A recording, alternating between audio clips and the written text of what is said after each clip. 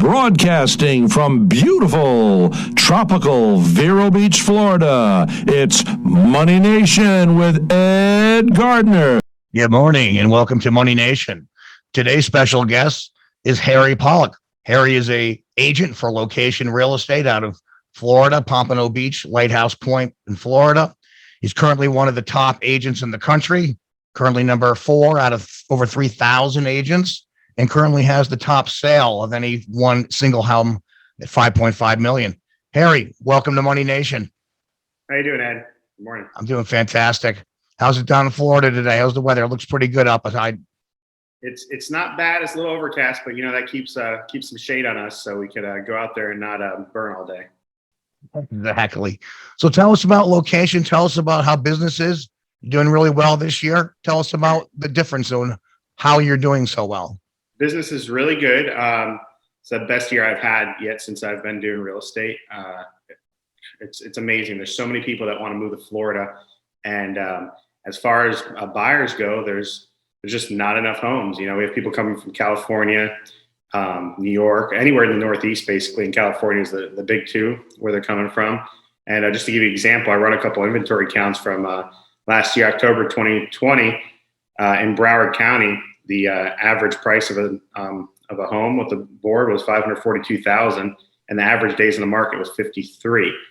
This year, it's $652,000, so 110,000 more is average. And the houses are on the market 29 days, so they're staying shorter. And last year we had 1,700 closed in October, and this year 1,300. So there's not as many closings, and the prices have gone up because there just isn't inventory, and especially waterfront, which is what I specialize in. Everybody wants to move down here. Everybody's buying boats, and they want to come live the dream and be able to get off their dock and hop on their boat and go for a ride. And unfortunately, it's just only so many homes with waterfront, and people don't want to leave them. So it's becoming extremely difficult to help people find their dream home. Did you have to harvest some sellers and go out there and try to convince people to sell? So yeah, we're trying to convince people to sell, but it's kind of hard to convince them to sell. The convincing factor is that the values have gone up, right? But then the common answer is, well, where am I going to go? So basically, it's where we're at. It's just it's not a lot. So I got plenty of buyers, not a lot to sell, but when something good does come up, you've got to be ready to jump on it and be aggressive about getting it for your buyer. And as far as continuing on in the near future, or how long could this go on for? The price, what you said, it went up 110,000. That's like 20%, 25% almost. You think this is going to continue on for an extended period of time? I don't know. I can't complain, because the good news is when I do get listings, they sell rather quickly. So, I'm happy with it. It's fine. It just, from a buyer side, sometimes it's a little bit disappointing. But I think people have finally come around and understood that, you have to, go, if you have a house that you want and you're a buyer, you have to go after it aggressively. You just got to. And, another thing we're seeing is especially in the waterfront luxury market I'm dealing with, it's mostly cash buyers. They'll go no mortgage contingency. Sometimes they pay just cash. Yeah. And if they are buying it with a mortgage, they'll do it without the contingency anyways. They don't want to lose the house because they can't compete with a cash, buyer. There's multiple offer. You have people bidding probably more than the house sometimes. Absolutely. Especially if it's priced right, So I found from the listing side of things, it's better to price the house right than to overprice it, because if people feel it's worth more, they're going to pay for it in this market. There's no need to overprice the property. And, sometimes that could be difficult to convince a seller to do because, they feel like they can get more money, but ultimately when the offers come in, they're going to get the money that way. Now you do your business a little differently. You got the by air, by sea, and then by land. Tell us a little bit about that. You have the three-prong approach to your clients, and how do you show the different houses? So as you know, in South Florida, there's an abundance of real estate agents. So you have to, do something to set yourself apart. And I figured what better way to do it than to take my hobbies and help grow my business. So I love to fly, I love the boat, and I'm going to do these things anyways, every day, basically. So a good example is if I get a buyer that's not familiar with the area and they're not scared to go on a small airplane, I'll take them up and we'll fly down the coast. I'll show them whatever, I'll pick 2-3 houses and, that they're looking for. Let's say they got an 85-foot Westport, and they're going to put it at their property. So I'll take them up and I'll show them the location from the air, which, you can do on Google Earth, but it's a lot different when you're in an airplane and see other boats going, and, you really get an idea of the location. And we'll go and do a little run down the beach. I'll take them to South Beach a little bit and come back, land, and then we'll go either jump on the boat and go check it out that way, or I got a golf cart I take them out on. And the golf cart really is intimate. You feel the neighborhood. It's not like driving a car through there. You get to see the neighbors, and especially in boating communities, you really want to get a feel for everybody, and everybody feels like a real neighborhood. I love Lighthouse Point. As you know, my good friend Lou lives right down the street from you. I was just down there last week. Absolutely. And it's a great little neighborhood. Didn't you say they have their own private police department or something, or it's very safe? It's a very safe community. We have our own police department. There's never any crime here. It's a great neighborhood. So I think it's very interesting when you use the plane, because people boating, they like to be close to the inlet. Some people don't want to be deep into the canals. You can drive for an hour or longer, right? Sometimes, to get out to the ocean. So that's a great way to do it. You show them real quickly how far they have. And if you're looking at more than one house, you can show them one house is closer than the other, right? Absolutely. And another side note to the flying is, one of the hardest things as an agent, especially a buyer's agent, is to gain your client's trust. And there's no better way than to put them in a small Campbell's soup can airplane and fly them around safely, and then to gain their trust. So I found that, if they trust me flying them around, they'll trust me with a couple $1 million, no problem. Right. We did a show about a month or two ago about Blackrock and JP Morgan buying up all the residential homes in the United States. And there's all kinds of news and stories about that. What do you think about that? BlackRock, they're going to become landlords, or they're going to flip the houses? But what do you think about them trying to compete with your buyers? Do you see that in Pompano Beach and Vero Beach and down in Fort Lauderdale area? Fortunately, I haven't dealt with them. But what I have seen most recently is Zillow, which everybody's read. They purchased a lot of homes, and they're getting out of the home buying business. And just the other day, I showed a house that they had purchased for $383. It was a small home for one of my clients. They purchased for $383, and they just put it back on the market for $360. So that's kind of interesting also. Not sure what's going on with Zillow, but. So you're saying they paid $380 and then they listed it for $360? Yeah, they're going to lose money. Why would they do that? I've been researching that for the last 2 days, and I don't know. Apparently they overbought, and I don't know. Apparently their stocks have plummeted over this. So yeah, that's amazing. I mean, I remember JP Morgan back in 2008 and housing crash. They stepped in, they bought a lot of houses, but they bought them at the bottom. That made sense. They made a lot of money on those. When they went back up, they kicked them out. But BlackRock and JP Morgan and other big companies, think AIG, but there's a bunch of them buying residential real estate, and then they're going to rent them out. That's kind of scary a little bit, We did. I mean, I'm seeing smaller companies in that, that are competition. There's one 3 houses down from me that I put an offer on for a client, and a large company that owns 1,200 homes purchased it. So that was my competition with that particular property. So I am seeing it, but and the good news is I'm seeing more inventory come, to the market. But I'm not sure what's going on with those big companies, to be honest with you. But I'm monitoring closely.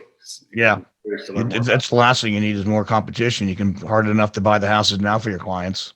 Yeah, well, I'm wondering. Well, the good news is with Zillow putting more homes in the market, that's going to help our inventory as well. So it's true. That's true.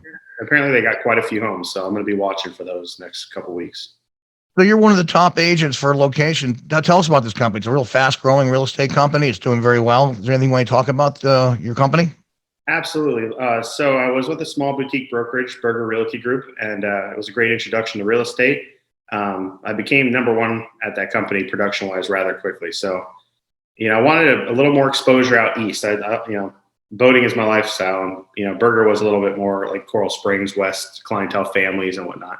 So I did a transaction with a location agent, and they told me all about the company, and I went over and I spoke with the managing broker, and it looked like a good fit. You know, the main office is located in Pompano Beach, and it just felt like the right thing to do. So I joined Lokation, and I hit it hard, and fortunately I had some really good sales. So first quarter of 2021, I was the #1 producing agent for Lokation, and we're up to like 3,000 agents. So, you know, that really kind of set the bar for the year. I was going to have to really hit it hard. But as we stand now, I'm #4, I believe, for the whole year. And I'm proud of that. You know, it's 3,000 agents. Fantastic, Harry. Awesome. I don't have a team. It's just me. So, you know, some of the top producing agents are their teams. So it's more than one agent to build those numbers. Now you've done a lot of sales in Lighthouse Point where you live, but you said you sold one in Vero Beach. That's where I am up there up north, and you're broadening out, doing the same type of thing, same type of air by land, by sea. So one of the great things about having an airplane is it's like a time machine. So it's not a big deal for me to go up and do a transaction in Vero or the Florida Keys where we met last weekend. So, I mean, the Florida Keys where I saw you last weekend was 48 minutes home. You know, door to door. Amazing. It's amazing. Everyone else is driving either the boat for hours or their car for hours, quite frankly. Exactly. So yeah, I'll go anywhere in Florida for the right customer, client, repeat clients. The one I sold by you guys in Vero was a repeat client, and I listed a property and sold it up in Vero, and it was easy to go back and forth and, you know, keep an eye on things and whatnot. Just having the airplane nearby, it gets me around rather quickly. Yeah, it's great way to go on. How about you're finding any of your buyers looking for on water, on the canal, on the intercoastal, and they decide, you know what, since there's nothing else, they move off and then keep their boat in a marina? Do you see much of that? People just tired of waiting and they can't find anything and they go off the water but close to the water? No, most of my clients, I get like the diehard boaters. Like they're going to be on the water no matter what it takes. So generally speaking, I could always find a way, or a house. You know, sometimes you have to give up something you thought you'd have. You know, some people may have wanted 100 foot of dock and they may have to go for 70 and change the boat situation. We always navigate around that and, you know, find a way to get them on the water. The ultimate goal is to be on the water. Sometimes, you know, you walk around, you look at these waterfront homes and you look at the closet sizes and things like that, and you forget why you're moving to the water. It's to be outside and outdoors. So, you know, normally that's where my boat ride comes in. You take them for a ride down to the lighthouse, you know, and you forget about all the small little things that may have bothered you. Yep, exactly. Harry, we're going to take a quick break and we'll be right back. Remember, listeners, any questions at all, anything about your portfolio, any ideas, feel free to give me a call at 518-255-8854, or you can email me at edgardner@cutterco.com. We'll be right back. All opinions expressed by Ed Gardner and or his guests on the Money Nation show are solely Ed Gardner's and or his guests' opinions and do not reflect the opinions of Cutter & Company or any of their affiliates.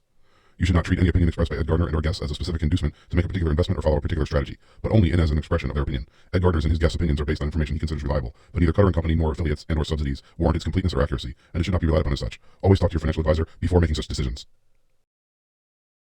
Welcome back. Harry, let's talk about how, you know, COVID, how did that affect your sales? Obviously, it's a little obvious, but how did it affect the waterfront sales in particular? Well, when COVID first started, I'm sitting here thinking, oh gosh, what's going to happen? You know, so, you know, it was difficult at first. We were showing houses, you know, a lot of sellers didn't want you to go into their house. You know, it was, you know, out here, the boaters are a little bit more laid back about COVID than the rest of the country, especially Florida. As you know, we're a little more, you know, treating it a little bit different, but it was difficult. You know, you'd find your client the best house and you'd want to go see it. Or if I had a house that was listed, you'd want to show it. And, you know, your client, the seller, would say, you know, Harry, I don't know. And then people, you know, there was masks and the gloves and, you know, the cleaners, and then things really slowed down, especially the first, I'd say 2 or 3 months. And I was concerned, you know, and but then, you know, as you know, I'd say 7 or maybe 9 months into it, things really started changing, and the market, it's never been higher. It's there, you know, in history, there's just never seen anything like this.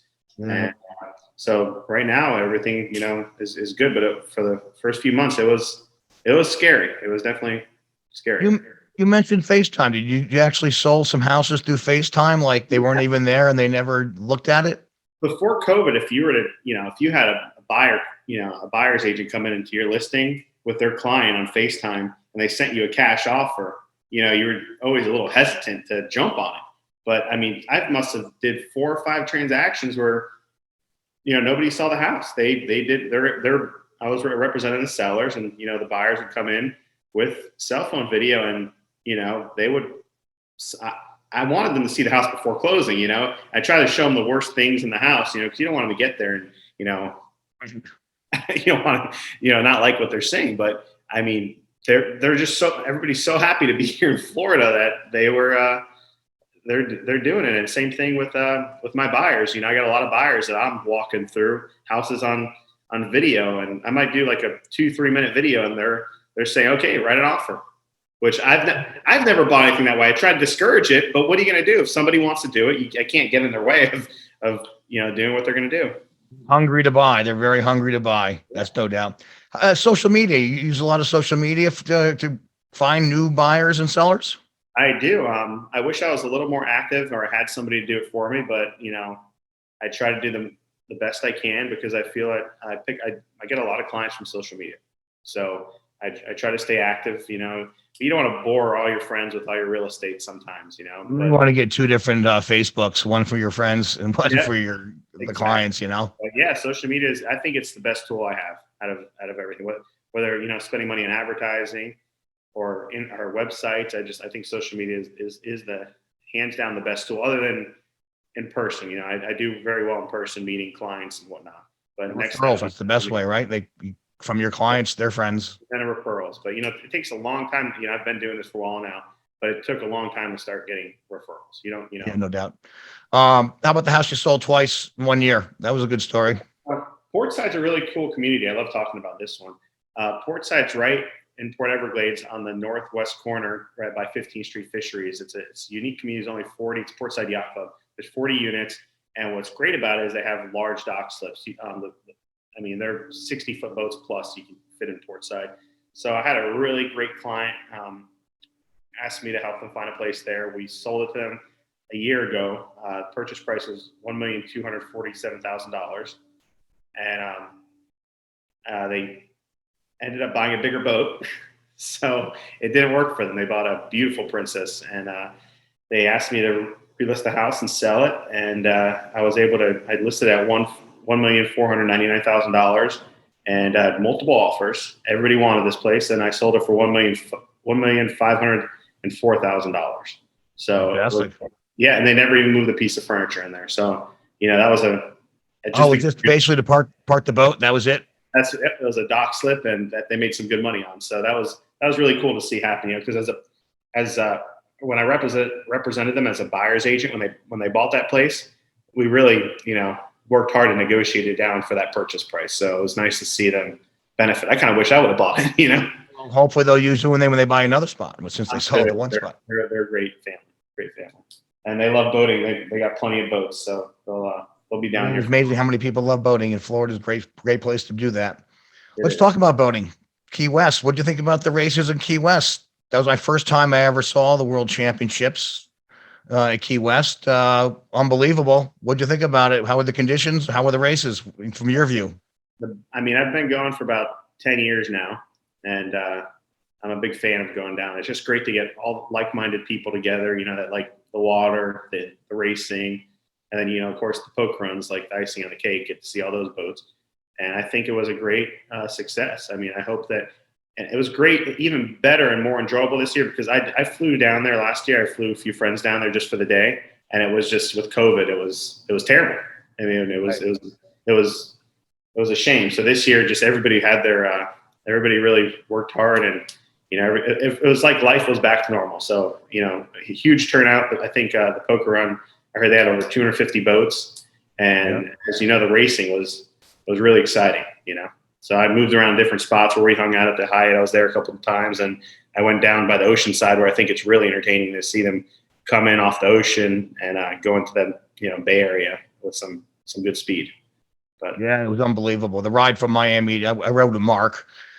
his boat, and that was just unbelievable. Really thrill of my life that we left Fort Lauderdale around 7:38.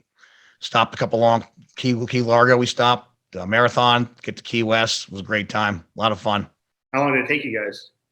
We got there about 3:15, so I think maybe it was 8 hours, but we probably drove for about 4 hours. Nice. Yeah, So then we stopped all the in between. It was a great day, a lot of fun. All the other boats in the Poker Run are pretty amazing, and that was a great time with Mark. We had a good time. It was a lot of fun. Can't wait to do it again. Oh, every What, year.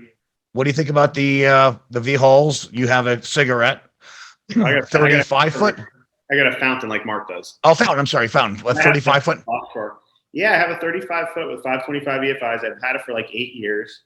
And because of the business I'm in and most of my clientele being in the boating, I get the opportunity to run a lot of boats. And, they all have their purpose. I can't pick which one I like better. Down here, it's typically 2 to 3 foot seas out here by Lighthouse Point, out the inlet. So, I prefer the V-hole and the rough stuff. I feel like they're more predictable. But you just can't beat a cat. There's speed and efficiency, and there's nothing better. It's amazing. Cats are where it's at.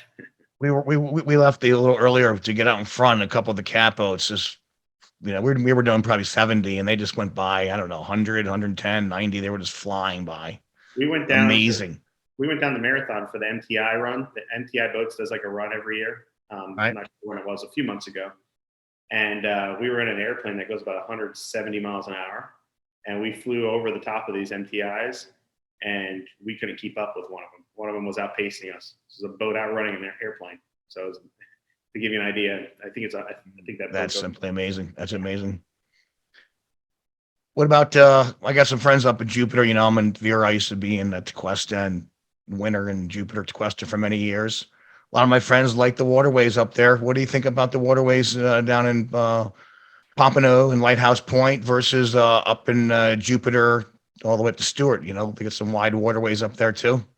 I think all Southeast Florida is amazing. All Florida coasts are amazing. They're all unique in their own way. Fort Lauderdale, Pompano, Lighthouse Point, it's a little bit busier of a environment. Up by Jupiter, it's quieter and it's really nice. And like you said, the waterways are a little wider in Jupiter.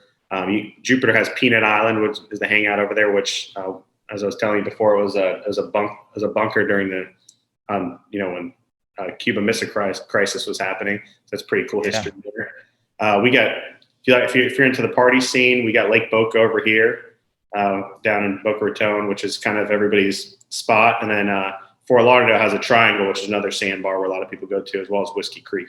So, I mean, it all depends, I think, what you do outside of the water a little bit more for what you want to do. Most people stayed in Broward County and Miami for work, but now with COVID and everybody able to, have Zoom calls, I see a lot of my clients are asking me about waterfront a little bit further from work because they're able to work from home. So I don't know if that's going to last or not, but that's why I've had a lot of waterfront showings up in your area of Europe. When you go out in your fountain, do you go out in the main ocean? Do you go down to Miami? Any particular places you go when you go for a boat ride? So the fountain is, it's a 35, so it's not the best boat, but I do a lot of Bahamas with it. But now mostly I've used it mostly just for like a fun run down to Miami for lunch and whatnot. Since I started flying, you can fly from here to Key West. We use, for example, it's 48 minutes and it costs about $100 in fuel. If I were to do that in the fountain, it'd be about $1,500 in fuel, and like you just did the run yourself, 4 or 5 hours. So a lot more hours pounding down the way down and the way back. Even though it is fun, it is kind of long. And that's if it doesn't break, So I try to keep. That's right. Yeah, how about the Bahamas? I mean, I have a lot of friends that take their boats to the Bahamas. I've never done that. I'd love to do that. You do that often? Yeah, we do it quite a bit. It's slowed down with COVID. The Bahamas is pretty tough with COVID. So, they had curfews and whatnot. But where I'm at 60 miles to Bimini. On a good day, I can cruise, 70 miles an hour. I've done the ride from here to Bimini on the fountain in about 50 minutes before. But how big were the waves? Oh, that day it was flat. I mean, it's like a lake out there. But that's the problem. Yeah, go to the Bahamas. You better pick and choose your days because it can get real bad real quick. So May, June, July, that time of year is it better? The ocean's more flat.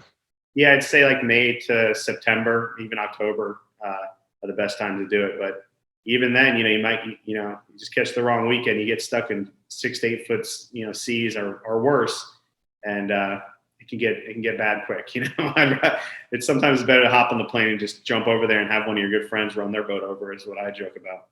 Mm-hmm. So I've had friends over there leave the boats and fly back and have to go back and hit the boat. Yeah, which is the smart thing to do because I've seen boats fall apart going over there.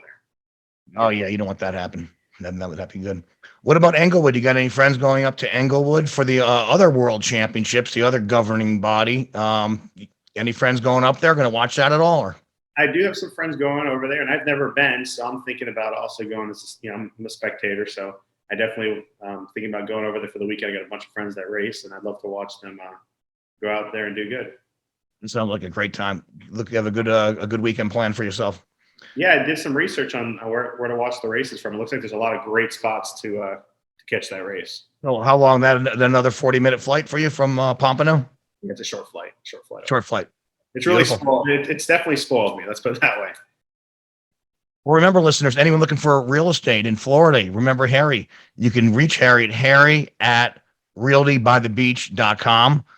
Thanks for being with us, Harry. We're going to have you on in the future again. We'll check in again. We'll see how things are going. It was very interesting talking to you and getting some insight about how to possibly try to buy houses in Florida.